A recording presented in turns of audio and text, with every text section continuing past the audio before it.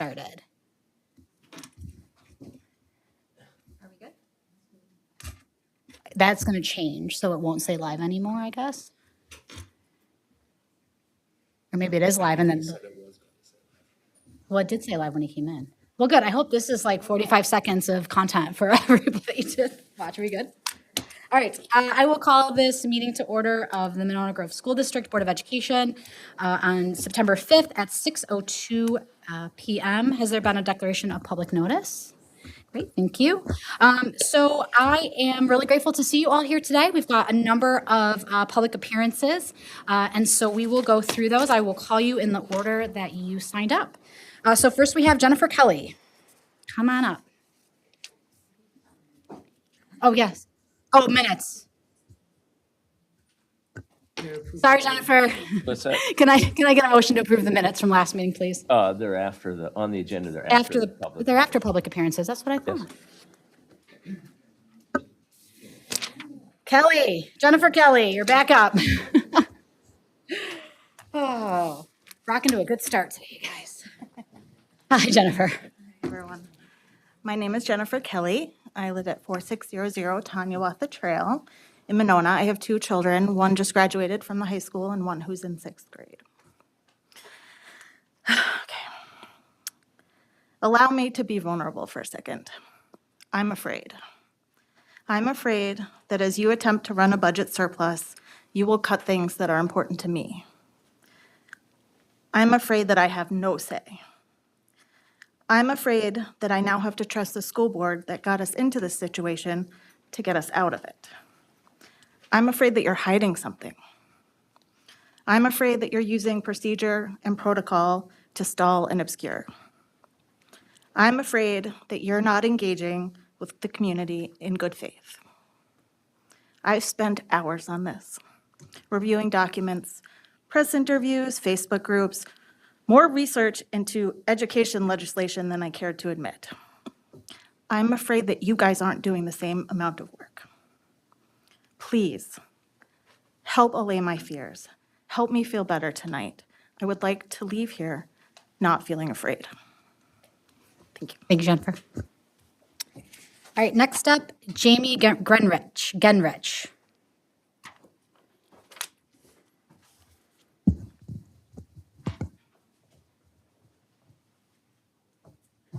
Good evening. My name is Jamie Gunrick. I reside at 302 East North Lawn Drive in Cottage Grove, and I have two elementary age students in the district. In reviewing materials for the meeting this evening, I again feel tremendous gratitude to Ms. Sobocinski and Dr. Frederick for their astute attention to detail and transparent sharing of our current budget crisis. However, they're the only two individuals at the table tonight who have my trust and optimism. The existing Board of Education members that sit before me tonight do not. This is the second school year in a row in which Monona Grove School District has made headlines. The common thread across this PR nightmare is your negligence of duties.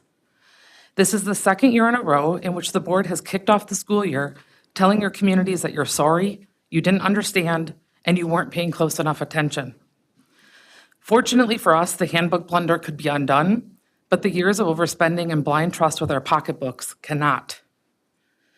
The Wisconsin Association of School Boards identifies, among other things, that board members possess certain qualities, including the ability to act with other school board members to advance the best interests of the school district, and a willingness to invest the hours that will be necessary to faithfully discharge your duties. Further, the association asserts, and I quote, "Nothing conveys what is important to a school board more than the budget it adopts. You adopted budgets that were unbalanced. You ignored audit concerns. You repeatedly did not advance the best interests of this district, and you did not invest the hours necessary to fulfill your duties, merely skimming audit documents and kicking the can down the road, according to your own words." In several meetings, I've heard some board members tout the success of your adult children as a byproduct of this school district, while you sat at this table actively neglecting your responsibility towards mine. I've heard board members repeatedly profess your apologies for not doing your job, and I rewatched several years of board meetings around budget time that led to this predicament in which none of you raised an eyebrow, let alone asked any questions. So to be clear, despite my trust in Dr. Frederick and Ms. Sobocinski, I don't trust the Monona Grove Board of Education to insularly solve the crisis that you created and contributed to for multiple years. Policy 0155 allows for non-school board members to participate and contribute in committees. Materials that were available in board docs for tonight's meeting included a proposal for a finance committee, but the existing materials on board docs did not specify inclusion of community members. I sincerely hope to hear from you shortly on that agenda item that is indeed your plan. I call upon you to include other community leaders for transparency, accountability, and expansive idea generation. You need creative and forthright individuals who have more financial acumen than you have demonstrated.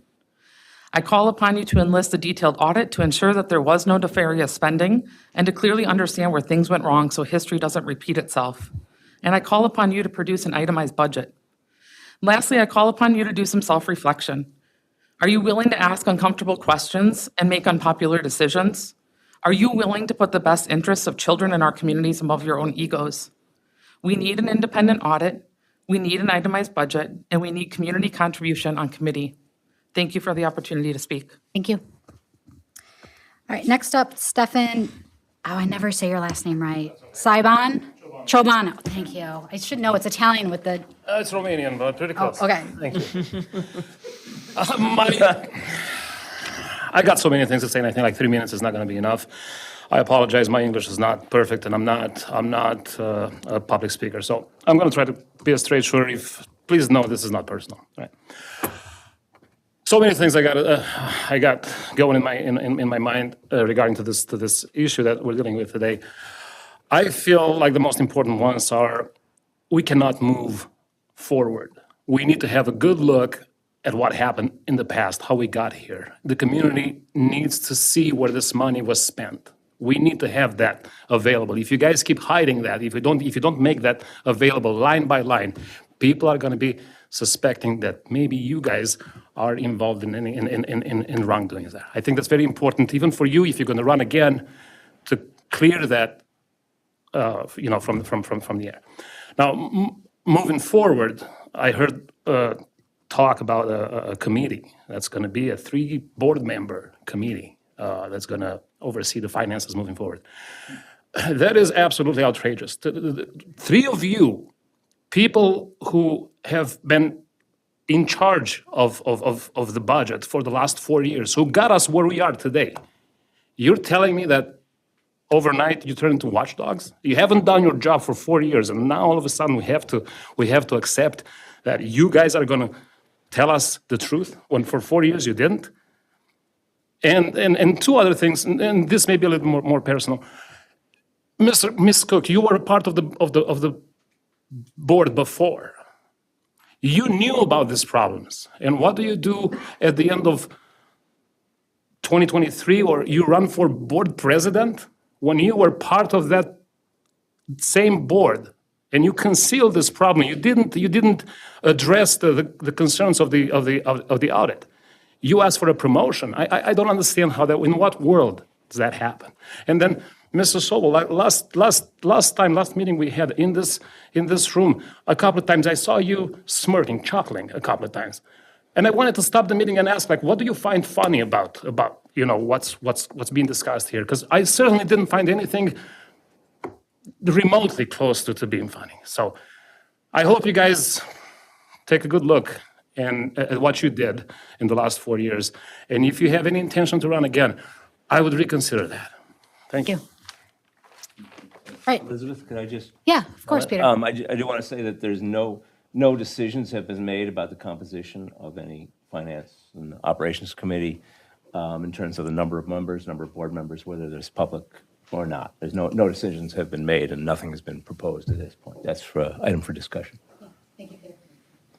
All right, policy rescind. Oh, I'm sorry, go ahead, Susan. I just, again, you have to phrase that with a question mark on the end. Because technically, we can't have discussions, as I recall, from policy. But we can certainly ask questions to clarify exactly the information that you're providing. Okay. Paula.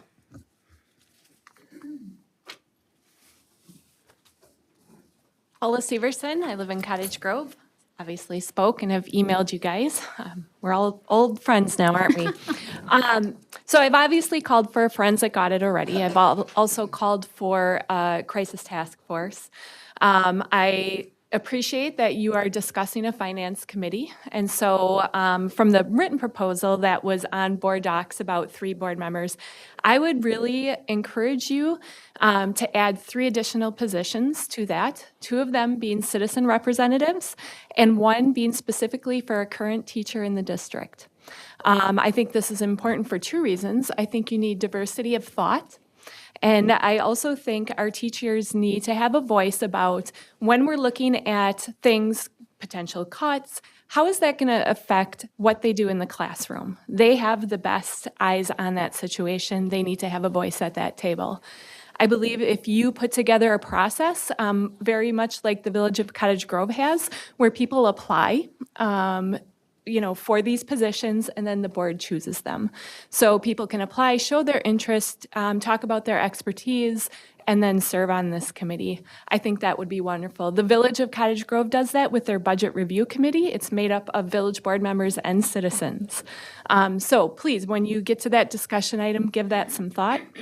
The other thing I do want to mention in the era of transparency, another thing that I like that the Village of Cottage Grove does is they have their entire 2024 budget online, 93 pages long. I appreciate the beautiful slide decks that your communications team and such puts together, but they're very high level and people want to see the meat and potatoes of the budget. So I'd highly encourage you to put the full budget out on your website for full transparency. Thank you.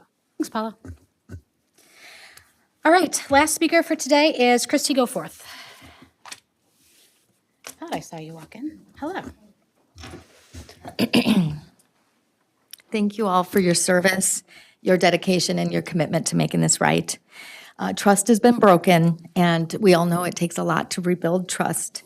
I heard that there's maybe just 3 positions on this finance committee, and I wanted to speak to that because I do find that to be unacceptable. We've had multiple people in the room and at previous meetings who've offered to serve on this committee, and they have a wide variety of talents.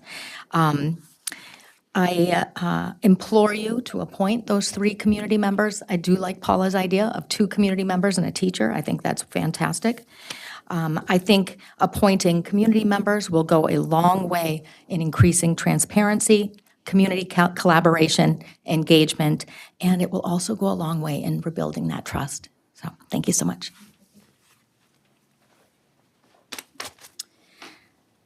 All right, next item on the agenda, in the appropriate order, is approval of the minutes from last meeting. Can I get a motion, please? I'd move approval of the minutes of the, which meeting was that? Of the August 14th and August 22nd, 2024 meetings as presented. I second that. Great. Any further discussion? Voice vote, all those in favor say aye.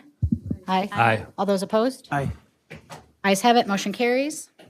All right, next up is possible action items. The first is in regards to the revised preliminary budget of 2024, 2025. I believe you're going to kick us off, Dr. Frederick, and then. Last meeting on August 22nd, we brought forward a revised preliminary budget that reflected the actual amount of expenditures that we had opposed to the revenue. So we have brought that back tonight for action. It does need to be approved in order for us to be eligible for an operating loan. And Kristen is at the table to answer any questions that anybody has that have arose since the last time we met. I did want to just comment on, the spot that we're in right now. Last meeting, I gave a review of our financial condition, a revised preliminary budget. That's sort of phase 1 in the approach to this crisis that we're having here. The preliminary budget has to be revised because we need a budget that reflects cash flow and expenditures that require an operational loan. So this budget includes salary and benefits of staff at the time the budget was built and vacancies that were open. And it includes items that were missing from the budget that I talked about last time. And it includes things that, as I was looking through, looked like one-time costs. So that is the extent of this budget. We will be working much more thoroughly to come to the board with an adjusted budget in October. But this budget at this time is sort of for phase one to get to the operational loan that's necessary to get us through the next few months. Phase two will then be bringing the adjusted budget in October to the board, try to close that $1.8 million gap. And then the third phase is really putting together a whole financial system that has the checks and balances, that has the oversight, that can build up the fund balance to the place where the policy says we should be, and can demonstrate financial sustainability.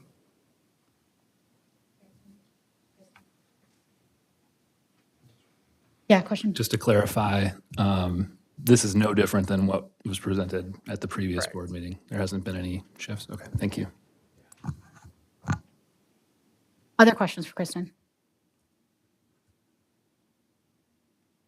Oh, sorry, Eric. Kristen, what can you explain to me under General Fund 10? It says that at the end, account number 939000, the unassigned number, what that is? That's fund balance that hasn't been assigned to a certain expenditure in the future. So there's different classifications for fund balance. There's restricted, there's assigned, and then there's unassigned. Typically, unassigned is used for cash flow purposes. So in 22 and 23, we had unassigned fund balance of $6,559,000. And then in 23, 24, we had zero, and we have zero this year as well. The classifications of our fund balance need to be reviewed because you should have certain items that are restricted for things like common school funds. If you don't spend your common school funds, you have to put them in a certain equity account. I haven't got to that part yet, but we'll at the October meeting. And for the board, for myself, other than seeing that on the paper when you present it like this, is there like a statement that says where that money is or that we don't have that money? Like how does it actually work? So fund balance is really a point in time on June 30th, and it's not cash. It could be receivables. It could be, a series of other things. So it's not like that one time we have that money sitting in the bank. It's an accounting number. But we have, there's certain reports that you can do on a monthly basis and provide to the board in terms of what our balance is, what our cash flow is, what our revenues and expenditures have been. That would be something that if I was asked, I would recommend that we bring forward, and where you could see, the ebbs and flows of where our balance is, where our cash is, and all of that. I would be interested in seeing that monthly report. I think it would be helpful moving forward from this point on so that we can see more of what that number is. And it's constantly changing, right? Right, yeah. Yeah. This is why, there are times where we have to short-term borrow because we haven't got the revenue for the year yet. Doesn't mean we don't have the funds, we just, it's not coming till January typically, so. But it might be helpful for the board to see sort of that pattern each month and how the cash moves. Was that something you would be able to do for us? Yeah, absolutely. Okay, Justin, thank you. Eric, do you have another question? I do. Yeah, go for it. For under expenditures and financing uses, 150 special education curriculum, I just noticed that in the last 3 years, that's significantly gone up, over $1 million each year. And what are we spending that additional money each year on in special education curriculum? That's staff, Staff. Okay, so that's for staffing, correct. including SCA, special ed assistants, clerical assistants, Yep. teachers. Yep, it could be a portion of guidance counselors, school psychologists, social workers. And actually, those are in the pupil services account, but the 150000 is teachers and special ed assistants. And then with the special education curriculum or staff, so it says curriculum. That confuses me a little if it's staff. Well, it could be supplies, but the majority of that is staff. Okay. So this is required by the Department of Public Instruction Right. for approval. This format Yep. is by function. And so within there are different objects. There'd be salaries, there would be transportation, there would be, supplies. But from Fund 27, the majority is salary and benefits or tuition. Does that also include any students that might be open enrolled that are receiving special education services? All of our open enrollment is accounted for in Fund 10. Fund 10, okay. Thank you. Thank you, Eric. Susan? Kristen, so we have 3 handouts, basically, that we received as board members for tonight. And the PowerPoint, again, we've seen, is really good. Is the budget adoption 2024, 25, have we gotten that before?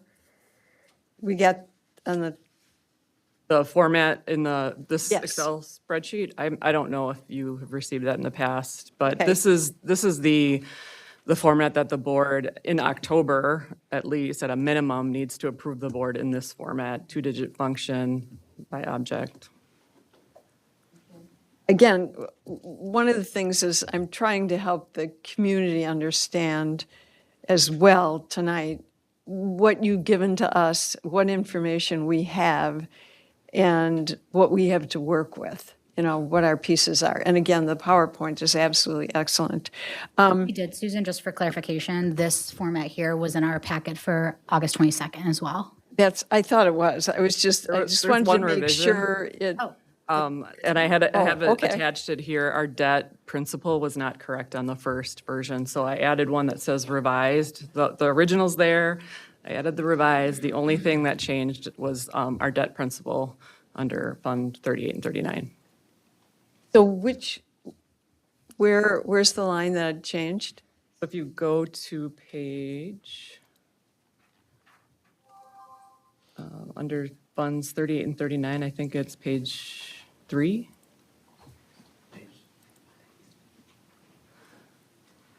All right, that bottom line that said indebtedness at the end of the year, 81.7 in 22-23, 75.5, and then 61.7 in 24-25. Now, that doesn't include the operational loan.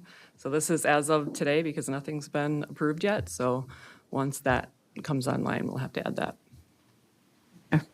Again,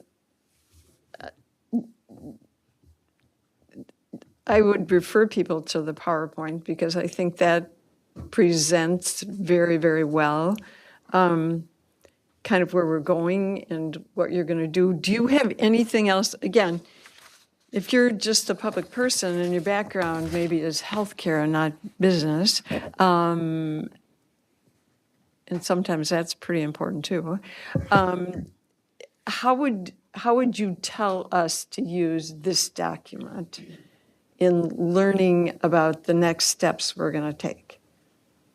This document is, it's a summary, and there's a gazillion ways you can slice and dice reporting. You can do it by object, you can do it by function, you can do it, detailed reports. Even the detailed reports that we have, though, would be thousands of pages, but it would say something like, it had whatever description we entered for the invoice paid. And then you'd have to pull the invoice paid probably to literally see all the details in it. So, we certainly can provide whatever information that the board would like, and that would feel comfortable moving forward. But I think just for a start, I think it would be good to look at, monthly reports from both a revenue and expenditure standpoint, balance sheet, and cash flow. From a budgeting perspective, we try to summarize things into different categories. The majority of our expenditures are salary and benefits. So, that really comes down to programs and services we're offering and class sizes.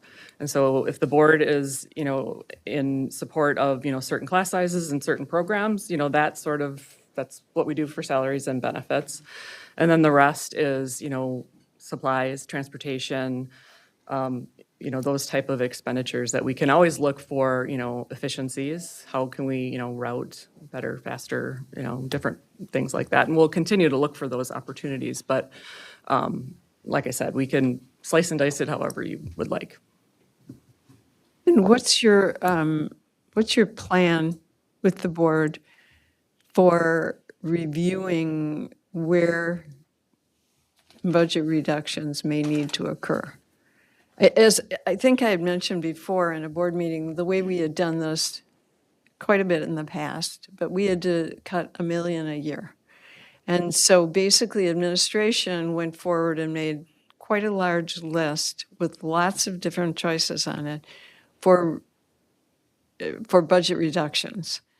And then basically administration worked with the board to work through that. And they talked about what it was, why it was there, and what the effect would be. So your plan as we go forward with budget reductions would be? So for the October meeting, we have a small period of time in which Right. to get that, to the finish line. We have staffing in place. There's some positions that we didn't replace, and some we've posted and we haven't filled, but that's pretty much done. So the rest of the work is really looking through, what were all of our expenditures, even in more depth than I already have, that we can pull out? Are there some things that were one-time costs that I missed putting this together? Are there things that we can say, you know what, we're gonna just pause on some travel this year and, look at that for next year? I mean, those are the type of things that we'll be looking at adjusting for the October meeting. Moving forward, it's development of what that process is and what you want it to look like. It's typically a year-long process. We have to start with a enrollment forecast, and then we put that into our 5-year budget forecast. That kind of gives us a roadmap of what work do we have to do over January through March, April timeframe to develop a preliminary budget. A lot of administrative work goes into that. We talk about, what are our goals, what's our strategy, what's our mission vision as a district, and how are we going to meet those targets. So that will have to do with class size, programs, services we offer. Other things that, we can look at are things like, I already mentioned transportation efficiencies, but software efficiencies. We have a background check software for the buildings, and we have a different one for employees. Can we make that efficiency and have one? I mean, that's just one example of that. But typically, we bring forward to the board, these are a list of things that we think we can do better, more efficient, and get feedback on that before we would, present the detailed of that budget. We'd present big buckets of ideas. So you, just to clarify, and I think you answered this question very well, you will be bringing us the list, and it's a list that we can understand, we can see what it is, like if it's 2 staff positions that weren't Well, filled. I want to table that question, Susan, for now, because I think there's kind of 2 things that Kristen is talking about. One is from now until October 30, where we Right. have an actual budget for this school year. What are those going to look like? And then long-term, what is that going to look like? And I think that conversation is best to have under the budget item around our Finance and Operations Committee, because I think I suspect, should the board approve that, that's where a lot of that work is going to happen. So if we could kind of table that and focus on our current budget right now, and then move into that conversation when we get to that budget item, or Okay, that so, action item. so we'll receive the information about basically what administration is cutting back on. Yes, oh, absolutely. At the October meeting, there will be, Great, okay. information about Great. what adjustments were made from preliminary. And I want to be clear that board and district administration have already indicated no staffing, no layoffs, staffing changes, those pieces. So that's I just want to make sure kind of that's clear to folks. In your example of cutting 2 staff, that's not on the table for this budget cycle. Wait, we never, the board didn't discuss that though, did they? Yeah, at the 22nd meeting, we talked about it. And everybody agreed that there wasn't going to be any cuts whatsoever? Yeah, I mean, and Kristen, you could explain this as well, but contracts are already in place for staff. Yeah, so we, our teachers, our contracted staff that have contracts, have their contracts, so we can't pull those back at this time. We have at-will employees, but we've delivered the messages to them that we weren't going to head in that direction. If the board did want to pivot on that, I mean, it's certainly your Want to wait a Your second, control. Kristen? Just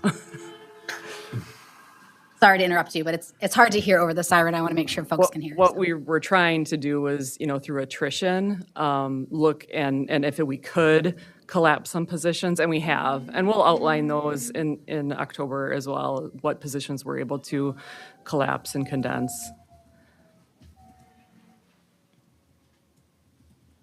Other questions? Yeah, Peter. Thanks. A couple of things. One, I want to point out that this is the standard format that we've seen many times in the past. And if anybody's wondering why it is done this way, when you look at it, it's because this is the way the state requires us to report our budget to them for, when we adopt the budget. It does make it hard to see, for example, precisely because, Fund 10, Fund 27, fund teachers in schools, it's just that it's divided between the general fund and the special education fund. However, 2/3 of our special education funding comes out of our Fund 10. Fund 27 is another third of it. It can be difficult and confusing, but this is the standard format we've seen, and which is required for reporting. My question is, when the budget never matches the actual. Which numbers of these are the proposed budgets do you think are you most concerned about, where we might have variation going forward? Some of this is, a lot of this is, things come out of our control every year. Yeah, I think the biggest area that, things come up is facilities, right? You have a roof that leaks, or a heater that fails, or, something unexpected. You try to build that into a budget in terms of, some contingencies, but when you're running as tight as we probably will this year, that, we may not have as large of a contingency, just because we're trying to get as balanced as we can. So that's sort of the unknown, but and things come up, but for the most part, my goal is to be on budget or under budget moving forward. And, that's through, tracking through the year. So as, the year progresses and, what's happening in this certain account and, digging into it and finding, we're ahead here, we need to pull back, there's things you can do through the year to kind of make those adjustments too. I want to pause really quick, Peter, just because I think Tanya had something she wanted to add on top of that before you ask a follow-up. I think the other part that sometimes is a little hard to predict in a preliminary budget is what those student needs might be for students with IEPs. So, we guesstimate, and then whoever shows up on day one and then every day after that could have an IEP. It could be a student that has a big bunch of needs. They could have very small needs. And so that always has some fluctuation to it. You'd love to say there's trends over time, but I think over the last 5-6 years across the state, we've learned that that's a really hard area to predict. And I think you can see that reflected in the past year's budgets with an increased number of students with disabilities, and then there's been some increased needs. I have noticed it, especially in the last 4 or 5 years. We've seen the staffing budget. There's been a mismatch, and in fact, I don't know. The 2020, the year before, let's say last year, 23-24, we were under budget on staffing by $800,000 approximately. What's that? In Fund 10. In Fund 10, and we were over it on Fund 27, yes, because we had special needs. But then the year before that, it was the opposite, and that can be. When I look at that number, that variance used to be very small, but I noticed that one of the trends is that variance of those numbers seem to increase dramatically, and I think there's two things that drive that. One is student needs, and the other is variations with COVID and so on, and the swings we've had. And I think that the other thing is that the environment in which we hire teachers and staff has changed in the last several years also, which must make your job more difficult. Thank you. Could you zoom in on the document? It's illegible for us back there. We can't see the numbers. Katie, can you zoom in? Thank you. Thank you so much. Yeah, thanks for asking. Other questions? I have a comment. Yeah, go ahead. Peter, you said something that made me think about this is the normal way that we do it, and it is, but that's also, to me, part of the problem, right? That this is the normal way that a board has to interpret this. Fund 10, Fund 27, Fund 21, Fund 23, Fund 29, Fund 38, Fund 39, Fund 41, Fund 46, right? So even though this might be the normal, requirement from DPI, I think as a board, at least I need more information. I have to ask more questions, like with Fund 10, to see exactly, because I see a number, we just see the number. But we don't see where everything of that number is. And I think for me, that's part of the reason why I made the mistakes of overlooking those things. I don't want to let it happen again. So I would like, as much information as possible, and I'll set up a meeting with you, Kristen, so that we don't have to waste the board time doing that. But I think it would be helpful for other board members too, to have that info, because I come onto the board, it's like, oh, this is how we always do it. This is how we always do it. So we just approve it, and then this is what happens when we get there, so. I agree with that. The point is, though, the budget we have to send to the state in October is this. I know. I'm just saying, And it is interesting, so we budget it this way. When they do the audit, they look at it differently. They don't divide it up by funds in the same way that they report. And that makes it really hard to go through and compare the numbers. Yeah, there's certainly, this is the required documentation, but it doesn't mean it has to be the only documentation. Right, I can right. certainly, bring forward anything that would help. Yeah, Thank you. Yeah, and I appreciate that suggestion. I think that's part of when we get to F&O recommendation, thinking about kind of what we want to do in terms of budget scorecard, what is the detail that committee wants to look at, which of that detail then comes forward to full board. So I think that'll be part of the discussion too. I think it's a good suggestion, Eric. Other questions? Yes, Susan. Well, and I don't know if you've ever looked at what Middleton does, and it's interesting because their board president right now was one of our really great employees, Sheila Hibner. And one of the things they do that's very interesting is they have a finance committee, and they do very similar to the list of the things we received as So Susan, samples. we're not on that agenda item yet. So do you have a question about this budget? Well, it has to do with how they present the information. So one of the things that they do is the committee brings forward information, but the other thing that happens is the Director of Business Services, let's say they're talking about 310, 340, 380, 390, or a section of those. One of the things that Director of Business Services does in 2 to 4 minutes before that is gives a business 101 and says, this is what these funds are, this is what they mean, and this is how the money is used, is either expended or how we do the revenue. So again, just sometimes for us, just simple education rather than, oh, by the way, here we have this great big huge document. I'm not really positive, about every line, and it would take way too long to do that. So maybe if we just do a little bit of at a time as you go forward, in a way that works for you. 2 questions. One is part of why we are doing this is for our operational loan, right? We're in the middle of our public comment period. I'm curious if you have any updates there, feedback around that period. I have not. Great. Second question I had, this got alluded to in terms of as we move forward into the actual budget for October. And I know, Dr. Frederick, you put out today your kind of 60-day video, and there was some discussion around ways we've been moving already. I think you alluded to one like travel. I'm curious if you could kind of share some of the cost-saving measures that you're already starting to implement.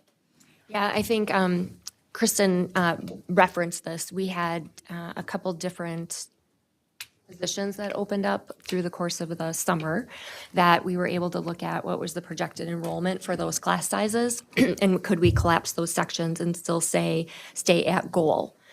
So there were some sections we were able to collapse. We did have some district office positions that opened up that we didn't refill, and we can outline all of that out. So that's part of it. We've also talked about how do we think about learning more locally and thinking about not sending people, state and national travel for a year. Not that that's not valued, it's highly valuable, but can we press pause for a year and think about how do we do some of that professional development and those things. for a year. So I think the other thing is we do not have a curriculum renewal that's up for this year. That would require new curriculum. We have done literacy and we've done numeracy, and those are both $800,000 to $900,000 renewals, which is a big chunk of money. So thinking about what are some of those things that we can relook at. So the staffing things, of those have come up, how have we been able to do that, operating within the guidelines of what we have for class sizes for the policy. I'm also thinking about caseloads, just different things like that. So, Thank you. Yes, Susan. So how are you focusing on things like capital improvements? Because that's where we made major reductions previously. There was a couple projects that were supposed to happen this summer that didn't happen, some due to permits, some due to just some questioning of what was the effectiveness of the project. So we did pause a couple projects so we could look at them more in depth. And then we need a more robust 5 to 10-year capital improvement plan is one of the things that is lacking. To really think about from a facilities perspective, what are the needs to have, what are not. I mean, deferred maintenance isn't a good long-term strategy, but taking a pause on things that aren't going to, if we don't do it, is not going to interfere with the safety or the functioning of our schools. Can we take a pause on that and reevaluate some of those things? Thank you. Any other questions? I have one other question. Yeah, go ahead, but Eric. It's about the loan for 7 million, is that correct? So what's the interest rate on that? We won't have it until we get the bids back. So Baird sends out bids for the loan itself, and they collect them. And at the September 11th board meeting, we'll ask for the board to give us a parameter, approval of a parameter. So when they come in, so not to exceed a certain percent, or, so we don't have them yet, but we'll get them after the 30-day petition period. But next week, we'll ask the board to give us those parameters so that we can move forward as quickly as possible. In your expertise, do you have an idea of what the range of that interest rate might be? Probably right now, I'm thinking 5%, but hopefully lower. Okay, thanks. Eric, other questions? Yes, Janice. I don't actually have a question. I'd just like to notice that every single question we asked, you answered thoroughly and clearly. So I really appreciate that. Thank you so much. If there are no other questions, can I get a motion, please? Approval of the revised preliminary 2024-2025 budget as presented. That. Any further discussion? Okay, we'll do a roll call vote. Rochelle? Aye. Susan? Philip? Aye. Eric? Nay. Janice? Aye. Peter? Aye. Elizabeth, aye. Ayes have it, motion carries. All right, next up, I think what we're all itching to talk about today, which is the establishment of a Finance and Operations Committee. Yeah, so in our last meeting, there was a conversation about what structures could be put in place to move forward and think differently about what are some of the controls that need to be put in place and documents and things reviewed on a more consistent manner. It is a common practice for a district to have an F&O committee. My understanding is there was one here at one point, and it was removed. So I just want to be really clear that what was put together was really looking for a charge from the board for the policy committee to revisit policy 0155, which talks about standing committees. Feel pretty strongly that it's important for this community to have an F&O committee that is a standing committee that meets monthly, has accountability report, does the things like go through the detailed budget, really digs into those things. Governance board structure, really, and when you have committee structure, like that's where a lot of the deep work happens. And so when you think about some of the things that haven't been brought forward and some of the questions, that's where those things should be happening, and then come into the boardroom for that bigger board discussion. So what was put together, I want to be really clear, was not written by the board, it was written by me. There is not a hidden agenda here to not have community input. One of the things that in the board policy, the way it is written currently, is there's standing committees and there's ad hoc committees. It doesn't feel like it is the right move to create an ad hoc committee. That would be an F&O committee. It needs to be a standing committee. And so that being put together with some draft of what that would look like it was the purpose. So if you want to open the slide deck, I can't click from here, so Katie's going to drive for me. So just want to present some concepts and then open it up. Can you pause really quick before you do that? Just from an audience perspective, does that feel readable? Go ahead, Tony. Yep. So per policy right now, we have 4 committees, employee relations, personnel, policy, and the teaching, learning, and equity committee. So those are the standing board policies or committees. So thinking about establishing a standing F&O committee, really looking at the purpose being that deep dive, many of the things that were mentioned here. How do we review, share, make some recommendations, review things, thinking about those pertinent things around finance operations, physical plants, so thinking about our capital things, and then also real estate that's owned and occupied by the district. Also, transportation historically falls into a finance and operation. So if you open up that draft document, it was just a high level of what the detailed duties an F&O committee would work on. I think the part that's caused some consternation is the membership of the committee. Obviously, what we're looking for tonight is a charge from the board to have the policy committee open up this look at it. My recommendation, when we move into the policy committee, is to think about how do all of these committees have a community member on it. My understanding is that was past practice, that there were community members that participated in that. I think that that's good for 2 reasons. One, I think it brings a different perspective. 2, it's also a really great way to create a pool of people that might be interested for sitting on the full board. I think there's a lot of when you're maybe on the outside looking in, or maybe you sit on a different type of a board. School boards have a lot of different rules and things they operate under. And so really having some exposure there and really starting to recruit, who are people that might want to run for the board in the future. So that recommendation. So I guess I want to put the membership makeup aside and just really talk about function. This is a list and really thinking about what are those 7 primary functions and how do you review the budget, the invoices, the account payables on a monthly basis. And then also, having a committee where you bring through the different areas that you need to look at when you're planning for the next budget. Because as Kristen alluded to, a budget planning is a year-long process. So while you're building, you're in the middle of a budget cycle while you're building the next year's budget. So you're always working in those 2 spaces, which is complex. And preliminary budgets are a best guesstimate based on, what the projects are, current enrollment, some of those kind of things.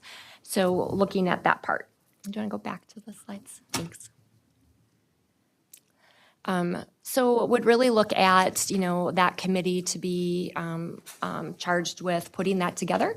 And then in there also expecting that F&O committee to really do a deep dive into kind of looking backwards. Where did some of the things break down?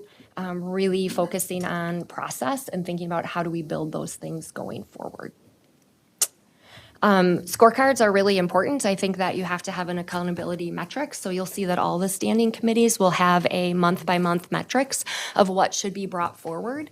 I think personnel, teaching and learning, we've already created those. Those will be looked at by those committees to really think about when you can expect that cycle.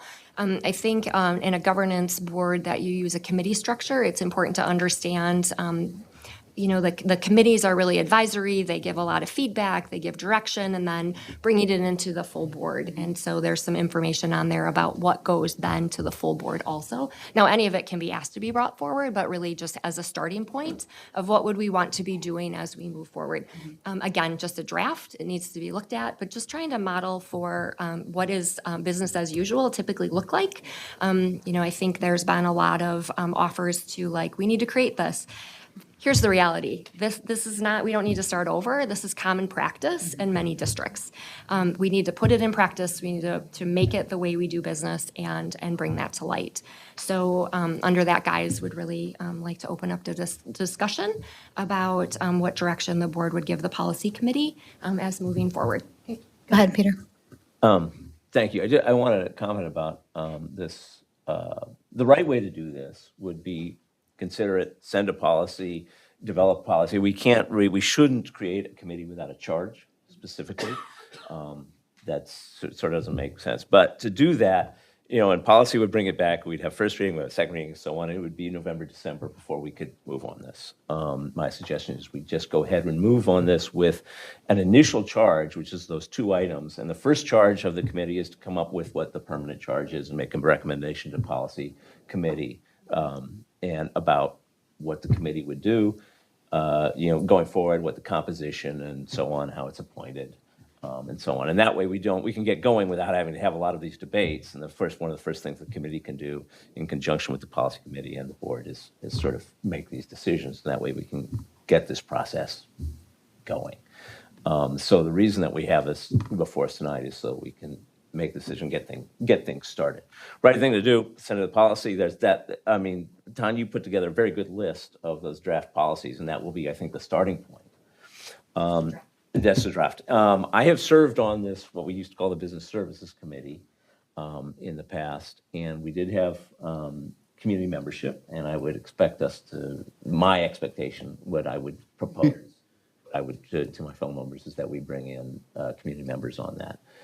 There is some very good expertise in the community. In fact, we did have, in the past on the standing committees, we had community membership by representatives, with the exception of personnel, because personnel is always that gets difficult. So in the past we had that, and I would propose that we do that as we move forward. But that's no decisions have been made about that. First thing the committee is going to do is to look at that, and of course the way this is written, in agreement with our policy, it would be appointed by the board president. The board president can appoint even initially community members to the committee. We do have a process for that. We have to take applications for that. We have to, publicize it and take applications, but that can certainly happen. So I would support this, the creation of the committee with this initial charge as presented. Thank you, Peter. Yes, Susan. I just want to clarify. I think there's been some confusion, particularly in the community, about what we're doing tonight. And if I'm mistaken as well, I need that clarity. It's my impression that you are asking, we right now have 4 standing board committees. Basically, what we are going to act on tonight is adding one more standing board committee, which is effectively the title I'm seeing is Finance and Operations. We can have as much discussion as we want tonight about what we want that committee to do, but in effect, and we can talk about the charges that we want for that. And I think the motion, basically, the recommended motion is a little confusing as well. So what I'm trying to find out is what you actually want from the board tonight. It was my understanding, do you want to add this standing committee, yes or no? And that's the motion we should make. And then we can go forward with how we want to do it. I appreciate the question, Susan, and I think that's an important point of clarity. And so it's a 2-part motion, right? It's the recognition, one, that policy committee has a policy on committees of which this one is not part of and needs to get incorporated into. We would be adding a new board committee. Correct. And also allowing this committee to start operating prior to it being added as an official committee in 0155. Okay, so effectively what we're saying is, once we make this motion, the committee can start Correct. And it'll be referred back working, to but we your don't have any committee. guidelines for forming the committee. We do. We have a proposed charge in there to start with. And then per our policy, myself in combination with the chair of the committee can appoint members to it. Okay, so just Because otherwise, seriously, Yeah. from a structure and policy point Yeah. of view, generally what we would be doing tonight, and I understand the time pressure. that's exactly Totally it. understand Yep, that. you're 100% We right would on be, again, effectively, it should probably be 2 motions so that we add the policy as a standing, we add the committee as a standing board committee, period, start. And then you can make the motion about the charge for that committee. We don't have any charges underneath the policy for the other standing committees. We build those once we have the committee. So what I'm trying to get us to do is just straightforwardly, we want that committee because I think we have full consensus here to get that committee. And then we make the motion on what the charge will be. Then you can really have that discussion because you may totally support the committee, but you may not be wild about the way the charges are written, or you may want to make changes in that. Let's just do the straightforward piece first and then make the second motion and work through the charge. Thank you, Susan. Janice? I just want to ask a question. Yes, Janice. At what, so I was a little confused that we're going to approve the committee and it's going to start working, but that's before there's a structure for what the committee is doing? Like, I'm a little confused by that. I'm sorry. Go ahead, Peter. Well, I would clear that up by saying that the committee gets an initial charge as described, oh, not that page. That's the draft, that's for the, yeah, scroll down. Or, no, scroll down. There we go. That's the initial. Those are the That's those are the two that's the charges. charge initially, until such time as that a fully more developed charge, which would include probably most of the items, most or all, or of those items on that draft. So until policy committee gets a chance to like work out the detail. Right. And the committee has a chance to work with Kristen and Tanya about exactly how it's going to work and what it's going to do. We should nominally we should do that before we start the committee, but that's going to take some time. So let's just start the committee and have the committee and those people who are interested in work on it. We can draw on community expertise if we want to do that and get that done. We have these, and what will happen is that a permanent charge will in the future appear in policy 0155. Then it will supersede that. Then it will committee charge. supersede that charge, but we do need an initial charge to get going. So what I think, and we can break this into two, there's one longer motion, we can break it into two motions, but I think we should approve the committee with this initial charge as presented, and then a separate one was to refer to policy to work on it going forward. Janice? And then one more question. At what point do we determine the size of the committee and the makeup of the committee? Like, when does that happen? Yeah, so it's a great question. So there's two parts to it. One is for this initial charge. We can, myself and Peter as the chair, should we approve the committee, we'll work with the administration of the district to figure out how we want to go through appointing board members. Are you determine a chair for this committee? Yeah, it's in the charge, isn't it? No, it's not. No, it's just you. You can decide. I thought, maybe that was in the Word document that you sent out. Yeah, can I say something? Yeah, go ahead. In many systems, the treasurer is the Yeah. committee of this chair, so that as the treasurer. Sure, but we decide who the Yeah. chair is. Yeah. Yes. That's going to come to policy, and the board will have a chance to approve the policy on that. So in the meantime, we can look at our community member process, which we already have, like Peter said, we already have a process laid out in terms of accepting applications. I think staff recommendation is an interesting and good one too that we need to explore. And so we can do that in the interim. And then when you're at policy, Janice, with Rochelle and Susan, then you can kind of flesh out in more detail what those pieces are. I would also recommend policy committee review charges for all of our standing committees, Susan. I think it's a good idea to have a more detailed charge for all of them outside of just F&O. Yeah. Again, we can review that in policy if that's where you want it to be, or we can make a motion as a board. But, I mean, it seems to me that we have a very, very positive feel about this committee. So just to start, let's make the motion to form, and you want to call it the Finance and Operations Committee.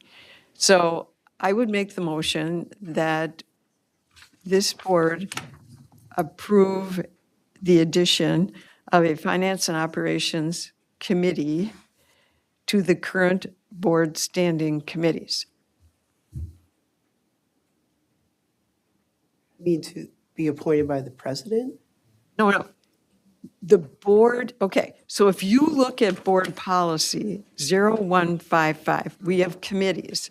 We basically have standing committees and we have ad hoc committees. And in the past, we had a finance and operations, we had a finance committee. And, you know, again, there's all things you can talk about. You can talk about the composition, how they proceeded, who was chair, all of that kind of thing. The other thing is generally, if we do it under this policy, I'd have to look again, but I think the board president appoints the chair. Again, I'd have to look at the rules, but to me, my commitment tonight is to form this board committee and not get hung up in, there's critically important things we need to do, and then pass the charge. And the charge is to review finance and operations on the, you know, I mean, yeah. Yeah, Philip. So I just want to say a couple of things. I agree that we should form the committee as soon as absolutely possible and get it running as quickly as possible and get the community members, you know, involved as quickly as possible. So I think whatever we need to do procedurally to do that, I think we should do that. I also think that as early on in the committee as possible, there should be a focus on how the committee works and governs itself so that we don't run the risk that the committee could, you know, down the road rest on its laurels the way the board did. And so I think as early as possible, the committee needs to think about how information is consistently communicated to not just the board, but the community at large, what that information should be, and so that the operations of the committee are transparent in perpetuity and that there's checks in place for future committees that have different board members on them to ensure that, you know, the committee itself doesn't become stale, right? I think we should make sure right now that you know what we do, and I don't have those exact answers sitting here tonight, but I think that should be something the committee thinks about right away. And that's absolutely great, but we don't have the committee. I made the motion, we need a second to have discussion. Technically. Can I, well, I would like to make a different motion. Well, is there a second on hers? I'm going to make the more complete one. I'll take a friendly amendment. Well, could it say, I move move approval of establishment of a finance and operations committee with members appointed by the board president to meet regularly to discuss and recommend to the board financial and operations matters with duties as described in the initial charge, which we have there as presented. I just want to form the committee and then move forward. So I'm not. Do we have a second on that motion? I'll second that. Great. Any further discussion? Eric? The one thing about the formation of committee, and this goes back to experience I had with the Teaching, Learning, and Equity Committee when I formed it, which originally had community members on it, but there's no assurance that that can happen because the committees are the people that decide that. So that would be my request, is that when this committee is, you know, when we make this committee, that we commit to having community. And going to your question, Philip, I think that is a good check and balance that can stay in place, to have people outside of the board that are on the committee. I can see that it was challenging, and eventually the Teaching, Learning, and Equity Committee did not have community members on it anymore. So, you know, that would be my concern moving forward, is that we have a committee that starts off with community members and then somewhere down the line, all of a sudden that disappears. And I don't know how we keep that in place or assure that, because boards change, so. Yeah, I think that there are a couple of ways that we can keep that in place. One is, and I've shared this, I think, my expectation with you, Tanya, around community members. I've certainly shared this with community members that are sitting in this audience and some that aren't, that the expectation of this committee is that it will have community members on it, period. That's just like, that to me is a non-negotiable. I think where that may or shall which is what you're referencing, is what happens when it goes back to policy and you write the charge and we solidify that in policy. Because right now, 0155 says may, not shall. And so the way that you get around that may is by in this charge, making it a shall. And then what it would take, and boards change all the time, right? So what it would take then is for a future board's policy committee to make that recommendation back, to strike it as shall and replace it with may, and then bring that back to full board for debate. So I think it's an important point. I think it's an important recommendation. And so my request would be that the policy committee, when you get the charge back to you to review, you think really hard about how you want that language to look and then present that to the full board. The prior Business Services Committee did have a shall have community Yep. members. And I would expect the policy committee, and actually the recommendation I would expect to come out of finance and operations to policy would include that. Dennis?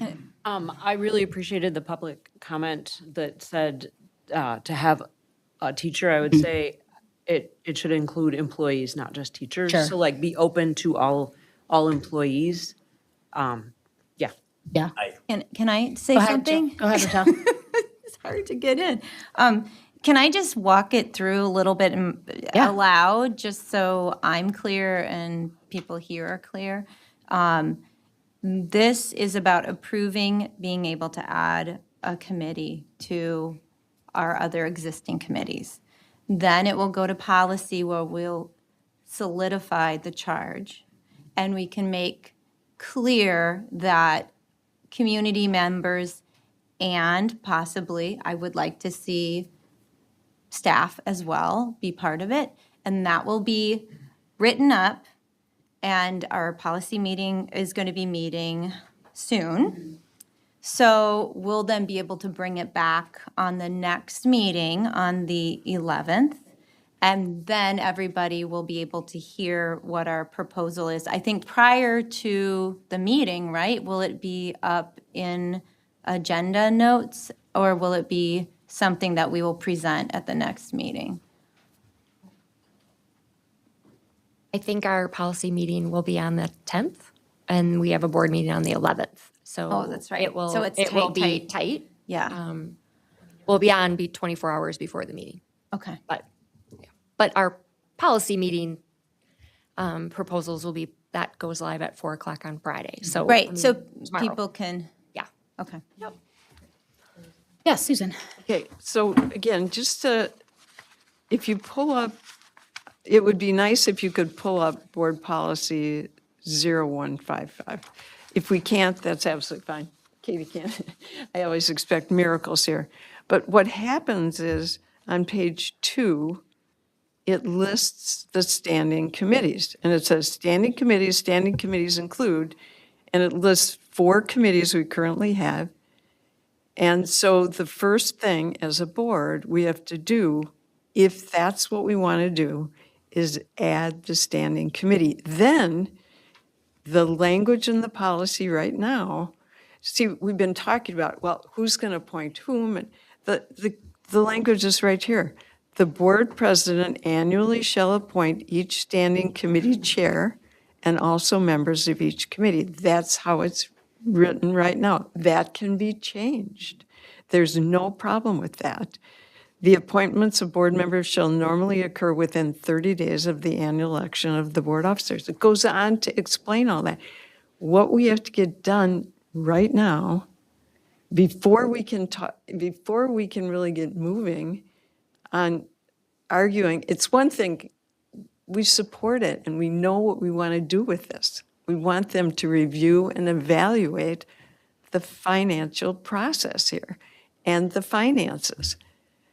So the charge will be easy to come to once we form the committee. But if you make it contingent on this charge, and maybe you don't like the words perfectly, it may impede our ability to pass this unanimously as something we need.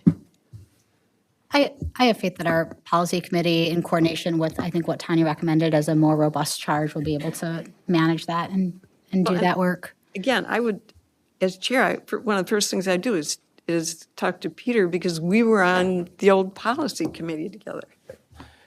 So we have sorry, go ahead, Peter. I was just going to say that the chart, this is written, it was, I think as simply as possible, just the basics, so that we can move forward with this, as No facility. charges in the policy right that? now, so we just need to There's pass. the charge right there. So there, And it's part of the motion. Susan and Peter. So there's been Not part of there's a my motion, there's a motion on the floor and it's been seconded. Is there any further discussion or are we ready to, otherwise I'm going to call the question.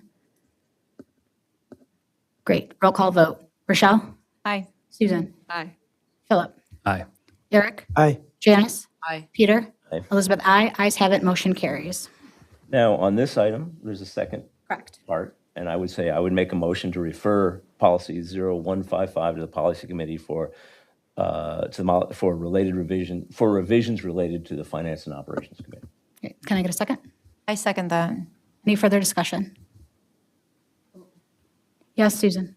Don't need a motion to do this because that's the procedure that we have in the policy. We can make any motion we want to, so. I think it's important for clarity because you can see even in the course of this conversation, right? Thinking about kind of our traditional order of operations as it relates to developing committees and how we're kind of making some adjustments for that based on where we're at in our situation and our ability to be able to move swiftly in F&O without having to necessarily wait for policy, but recognizing that policy is a really important component of this, especially as it relates to the feedback that we got specific to community members, specific to staff, specific to how do we go back and look retrospectively, what are the line items that are available? All of those elements that got brought up need to be thought about and talked about in the official charge. And so I think while I agree with you, Susan, that it's like not necessary, any board member can refer anything to policy. I think it's important that we make a statement around that.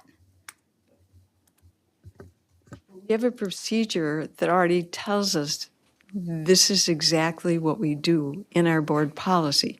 So if we start it's different if the motion moves us differently than the policy. It does. So the motion is for the policy committee to look at the charge of the F&O committee and write a comprehensive charge. That's the motion that's on the table. That's effectively what you do under the definition of that. So that's the motion that's on the table. Any other questions otherwise, or discussion? Otherwise, we can call the question. Before you do. Yes, Susan. I totally support the thought process here.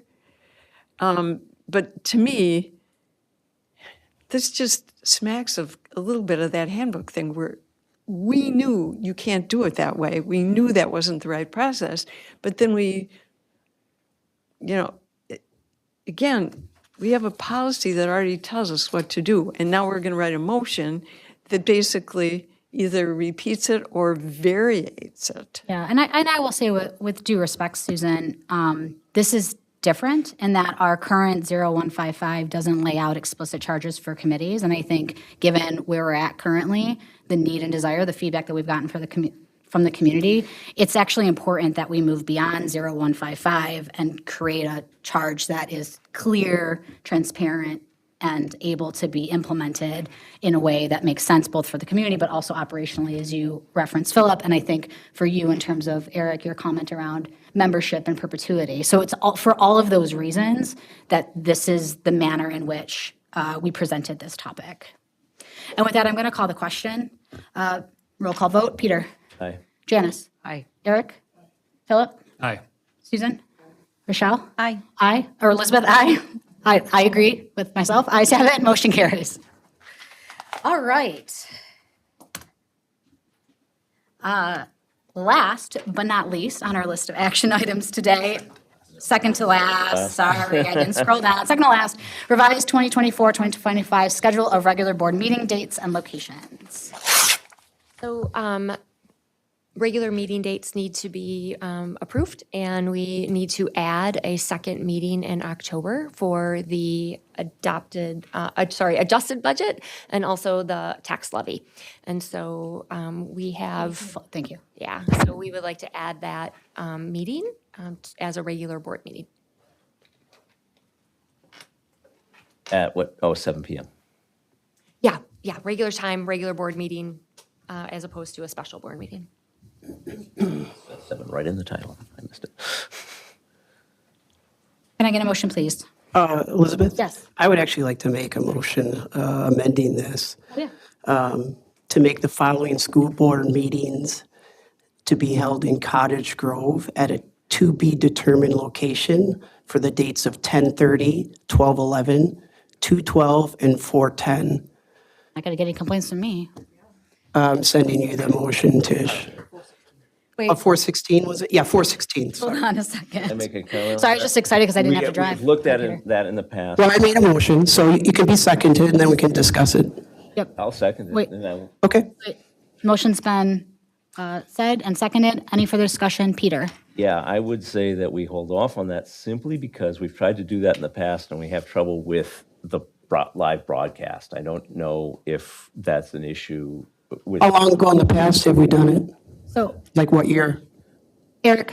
I don't know. It's just, it was a Was it while like ago. more than 5 years ago? So, hey, Eric and Peter, I'm going to pause you there. I think it's a valid question around whether or not we reduce accessibility to the whole community if we move it to Cottage Grove, despite the fact that, as I previously said, to be able to have a meeting in Cottage Grove sounds great to me as a Cottage Grove resident. So, Tanya, I'm curious your perspective, or even Katie, if you have any insights on technology. Yeah, I know that for the start of the school year, we talked about doing all staff things out there, and technology, even to do a large-scale presentation, was a little iffy. I can't answer the question about the televising and the microphone situations and all of those.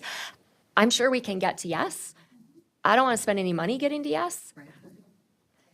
So we need to probably talk with the people that produce ours for the community channel on YouTube and get more information. Yeah, go ahead. Anyone know if the Village of Cottage Grove televises their meetings? They do. They do. Yeah, and I don't know if there's an opportunity to collaborate with them, but Go ahead, Peter. I have proposed this same thing in the past. We haven't been able to do it because of the connectivity to the media. It might have changed. I would just say that I would totally support this. I just say we need to do that investigation first, and then we can move ahead with it. I would wonder about amending your motion, Eric, to those dates so they're clearly articulated, but like pending assurance that it can be broadcast. Because I do think that that's important. That accessibility piece is really important. And I don't want to lose that, particularly with these, I mean, in all meetings, but with these budget meetings in particular. I would just say that I think that we should commit to that, and I don't think that's going to be a big financial burden, maybe working with the village or Cottage Grove. They're already broadcasting meetings. I'm sure there's a way we can figure it out. We might have to change a date, maybe, but if you want to make an amendment, go ahead. That's, So Elizabeth there. I think Janice had her hand. Did you have your hand up, Janice? Well, no, I mean, I just want to say, I think it's a fabulous idea, and as the person who in the past often had to like put together things that would have to run and function well, we really should ask the people who do the televising, like what's possible. I love this idea. I'm so for this idea. I think we just need to find out like, how is it possible, and can, like, what do we need to do to make it work before we can like actually, and we have a meeting next week, right? So like, could we not find out by next week and then revisit this? Would that be okay? well, we have to vote now, so. Okay. Well, we could table till next meeting. And can No, I would call to vote. we vote on the dates and then do the location to be determined, or is that a? I did make the location to be determined in the motion, so. But every other, you specify the dates, though, didn't you? Yeah, the 30th, the 11th, the 12th, and the That's 16th. Every other. Every other. But I'm just wondering if we don't make it that specific, would be easier than to, if we're going to work with Cottage Grove, City of Cottage Grove, or the school to kind of make sure that whatever date we're committing, we're not locked in. Susan. Well, and I think one of the issues back then, and we don't know whether that's still an issue or not, was they could record it, but they couldn't televise it live. And often you'd be watching a board meeting, and one time we showed up in pajamas, and you get up here because they're having a discussion about something, and you can see it on TV while it's live. Now, again, we don't know that. My other question about this one was, it was my understanding that there was some thought about going back to 2 meetings a month. So again, I haven't heard any discussion about that. So this is still maintaining the 1 meeting a month Correct. structure. I have a thought, and then Philip, I know that you have a thought too. I think we can let the motion be as it stands, and then I would like to direct administration to go and investigate the feasibility and plausibility, and if we find out that accessibility is an issue, because I also love the idea of having another meeting in Cottage Grove, not just because it's nice for me in my backyard, but also because we're a singular community. Important. Right, super important. We're a singular community, and I can't emphasize enough, the accessibility piece has to be there. And so if that feels comfortable to everybody, then we can just know that we'll bring it back to next week's meeting in the event that it can't happen. It doesn't feel comfortable with me. I want to call the vote. No, I'm saying we'll vote on it. But what I want, no, today, but what I want is between this meeting and the September 11th meeting, Tanya to go and make sure that it's possible to do that. And then if it's not, then we can come back and revisit what the barriers are. So we would vote yes, and it would be yes, unless we can't be accessible. And then I would like Tanya to bring that back to us and explain why. Okay. That, I mean, I think it's possible. Yeah, We're, the more I it's think about it, 2024. I think we could do it. I feel confident that we will be able to not necessarily duplicate this exact experience, but I think that's okay. I 100% agree. You know, and I think between now and October, I think we'll, Yeah. and it may not be the best solution on day one. It may get better, you know, by the second meeting, but I think. I 100% agree, and I don't want us to assume that that's true and not like you wouldn't do this, Tanya, but not have administration go and confirm prior to us getting close to the 10:30 meeting, and then something happens. So that's all, just like check, it's like a trust but verify moment. And as Peter said, we did do it in the past, and it really was a great Yeah, that's awesome. I experience. love it. It was a great experience. Love it. Great. Any other discussion? Otherwise, I know you want to call the vote, Eric, which sounds great. Great, roll call vote, Peter? Oh, go ahead, sorry. What exactly has been, I'll read it to Do you you. want to read it again? Yep. Can you read the motion? can we just do it all as one motion? Because I don't think you included. It is one motion. It's one motion. Hold on. I said I make the motion to make the following school board meetings in Cottage Grove at a to be determined location for dates 10/30, 12/11, 2/12, and 4/16. It was 4/16, Trish, not 4/10, sorry. Great. And I second that. Okay, Yeah, yep, I seconded that. you did. Yep. All right, roll call vote, Peter. Aye. Janice? Aye. Eric? Aye. Philip? Aye. Susan? Aye. Rochelle? Aye. Elizabeth, aye. Ayes have it, motion carries. And then Tanya, just let us know if there's any barrier there. So we have to approve the schedule of all the rest of them. We just approved the altered schedule. I altered it. Now the new schedule has to list So I would those. move approval of the revised 2020-24 scheduled regular board meetings, dates, and locations as amended, and direct policy committee to revise policy for full 0155 for full board education consideration on September 11th. Or is that not supposed to be there? I just read that. Okay, sorry. Sorry. Okay, right. I move approval of the revised 2024 scheduled regular board meetings, dates, and locations as amended. That's it. Can I get a second, please? I'll second that. Any further discussion? Great. We'll do voice vote. All those in favor say aye. Aye. All those opposed? Ayes have it, motion carries. All right. Let's talk about kids. A non-budget related item that's focused Oh, on it is sort of transportation. I'm, budget-related. That's kind of budget, but yeah, it's budget, and let's get kids to school safely. Yep. So we have been working with a community in the area of Cottage Grove. Katie will pull the slide deck up. That has had some concerns about what had been deemed a safe area. And really thinking about what that looks like. So looking at kids that go to Granite Ridge School, grades 3 through 5, there has been an increase in multifamily homes and businesses on School Road. And that has led to obviously increased traffic along that area. So really thinking about frequency of traffic, speed of traffic, failure to yield, and also some failures to stop at the stop signs. And so as we've looked at that, there are about 17 students who are impacted in this area because this is deemed a walk, no transportation provided zone. And so as we think about that, we want to relook at the map. As you can see, on here, the area of the map that we're talking about was, and it's interesting because all of this was deemed as not like this is included in transportation, but there's been this niche that was cut out that wasn't. And so that is you need to buy a seat to have bus transportation. And so as we are looking at that, we are proposing that we would make some changes to that. So Katie, if you want to go to the next one. And, just so you know, some of the work that's been done before bringing it here is we've talked with the village administration, we've talked to the police chief, we're currently working with the public works and utility director. The city or village of Cottage Grove does have the traffic counter, and that can gather not just speed and frequency, but also type of vehicle. It's got all kinds of fun stuff. So they were gonna put that out there. I have gone over there personally. I have talked to the Dane County Traffic Safety Coordinator, but they will only support looking at it if there's a formal complaint with the state superintendent. No thanks.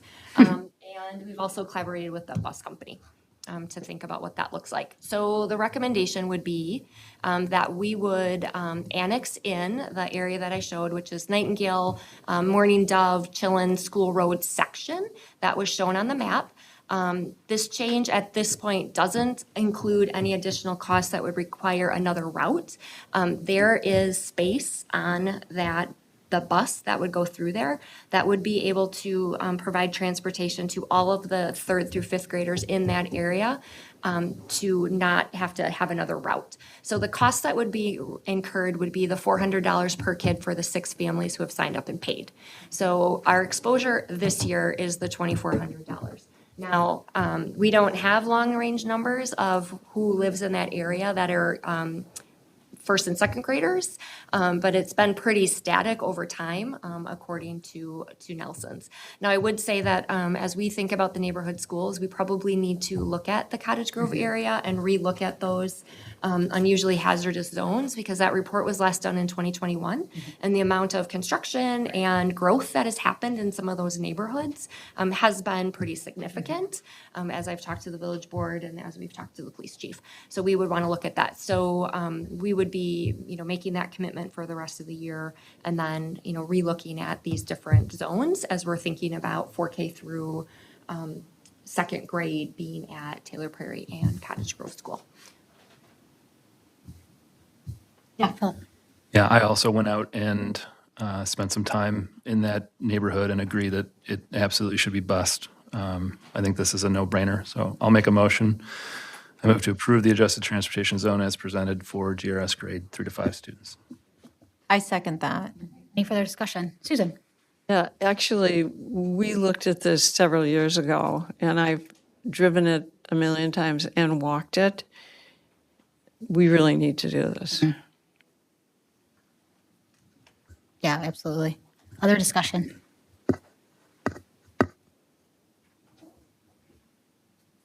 Okay.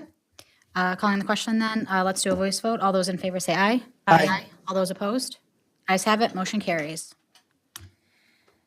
All right, future meeting dates are on the agenda. So personnel will be meeting on September 9th. The annual meeting is September 9th at 6 o'clock. Personnel committee will be meeting again on September 10th. We have our regular Board of Education meeting on September 11th at 7. I will let you all know if there's a closed session. It will be at 6 o'clock if there is. And then personnel committee again on the 16th.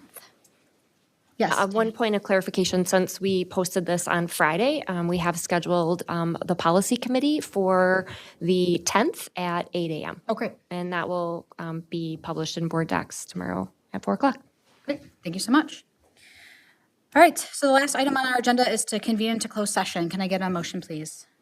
I move we convene into closed session under Wisconsin statutes S 1985, paren 1, E, and G to discuss bargaining strategies for the 2024-2025 MGA teacher negotiations, 2024-25 MGA educational assistance negotiations, 2024-2025 building services negotiations, and to confer with legal counsel for the board who is running oral advice concerning strategy to be adopted by the board with respect to potential litigation in which the board is likely to get involved regarding employee compensation. Yeah, Peter, can I get a second? I second that. Roll call vote, Rochelle? Aye. Susan? Philip? Aye. Eric? Aye. Janice? Aye. Peter? Elizabeth, aye. Ayes have it. Motion carries. We are in closed session. You guys need a break? Yeah, I'm gonna go. We going across the hall? We're going across.